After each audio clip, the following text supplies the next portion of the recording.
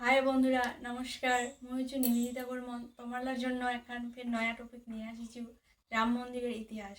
তো ওটিকা আসলে কি ছিল, মন্দির না মসজিদ? হিন্দুরা করছে মন্দির ভাঙ্গে মসজিদ তৈরি করা হয়েছে, আর মুসলিমরা করছে মসজিদ ভাঙ্গে মন্দির তৈরি করা হয়েছে। তাহলে আসল সত্যিটা কি? মুই কটলাই প্রশ্নের উত্তর দিম। তোমরা সবাই মোর সম্পূর্ণ ভিডিও গান দেখো, আর চ্যানেলক সাবস্ক্রাইব করে দেন। লাইক কমেন্ট শেয়ার করবার কিন্তু ভুলেন না। তো কুশ যখন অযোধ্যার রাজা, তখন হয় সর্বপ্রথম রামের মন্দির তৈরি করে। তারপর তার 40 পিঁড়ি এই রাজত্ব করতে থাকে। করার পরে যখন মন্দিরের অবস্থা খুব খারাপ, তখন উজ্জয়িনীর রাজা বিক্রমাদিত্য ওই মন্দির আবার তৈরি করে দেয়। এরপরেই অনেক সময় চলতে থাকে। তারপর আমার ভারতত আসে বাবর 1526 সালে। আসার পরেই মুঘল সাম্রাজ্য বা মুঘল শাসন শুরু হয়ে যায় আমার সমস্ত ভারতবর্ষরত। শুরু হওয়ার পরেই বাবর আর তার সেনাপতি যখন অযোধ্যা যায়, দেখে রাম মন্দিরটা। দেখার পরেই সেই রাম মন্দিরটা ভাঙ্গার অনুমতি দেয় তার সেনাপতি, আর ভাঙ্গার পরিবর্তে মসজিদ বানাবার অনুমতি দেয়। তো তার সেনাপতি ঠিক সেরকমই করে মন্দিরটা ভাঙে মসজিদ তৈরি করে দেয়। তারপরেই কিন্তু বাবর আসার পরেই কিন্তু আমার অযোধ্যার মসজিদ তৈরি হয়। 1526 সালে বাবর আসার পরেই কিন্তু মসজিদ তৈরি হয় অযোধ্যায়। তারপর এই করে অনেক সময় চলে যায়, 190 বছর প্রায় যাওয়ার পরে রাজা জয় সিং সেই মসজিদটার পাশত একটা রাম মন্দির তৈরি করে দেয়। রাম মন্দির তৈরি করার পর একটা রাম মূর্তি প্রতিষ্ঠা করে। তারপরে কিন্তু আমার হিন্দুরা সবাই সেই মন্দিরে পূজা করবা যায়। এইভাবেই চলতে থাকে। থাকার পরে একদিন হঠাৎ সেই মসজিদের ভিতরটি শঙ্খ আর ঘণ্টার ধ্বনি বাজে উঠে। সমস্ত আমার হিন্দুরা সেই মসজিদটা যায়, দেখে একটা রামের মূর্তি সেইটা প্রতিষ্ঠা করা হয়েছে।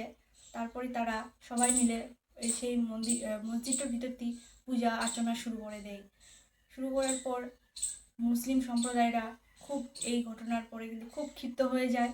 ক্ষিপ্ত হওয়ার পরে হিন্দু মুসলিমে পুরা মারামারি শুরু হয়ে যায়।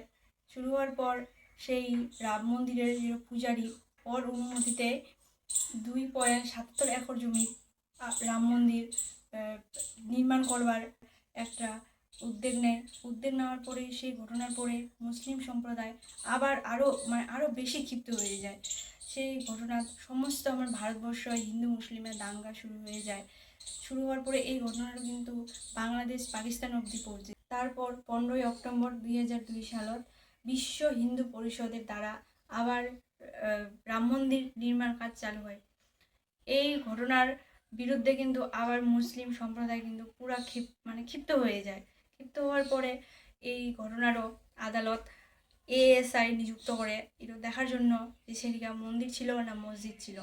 30শে সেপ্টেম্বর 2010 সালত আদালতত এরও প্রমাণ হয়ে যায় যে সেদিকে মন্দিরে ছিল। মন্দিরের অনেক চিহ্ন খুঁজে পায় সেই জায়গাখানত। মসজিদ যেদিকে ছিল সেই জায়গাখানত অনেকগুলো চিহ্ন খুঁজে পাওয়া যায়। শঙ্খের চিহ্ন, তারপর গণেশের চিহ্ন, অনেক কিছু পাওয়া যায়। প্রমাণিত হওয়ার পরে কিন্তু সেই জায়গাটা হিন্দু মন্দির বানাবার অনুমতি দিয়ে দেয়। তারপর 2020 সালত প্রধানমন্ত্রী নরেন্দ্র মোদীর হাতে মন্দিরের নির্মাণ কাজ শুরু হয়। তারপর 2023 প্রায় মোটামুটি মন্দিরটাও বানানো শেষ হয়ে যায়। এবং হচ্ছে 2024 সাল 22শে জানুয়ারি এই দিনটাত রাম মন্দির প্রতিষ্ঠার তারিখ দিন ঠিক করে সেই দিনটাতে কিন্তু রাম মূর্তির প্রতিষ্ঠা করা হয়। আজকের মতো এদিকা থেকেই শেষ।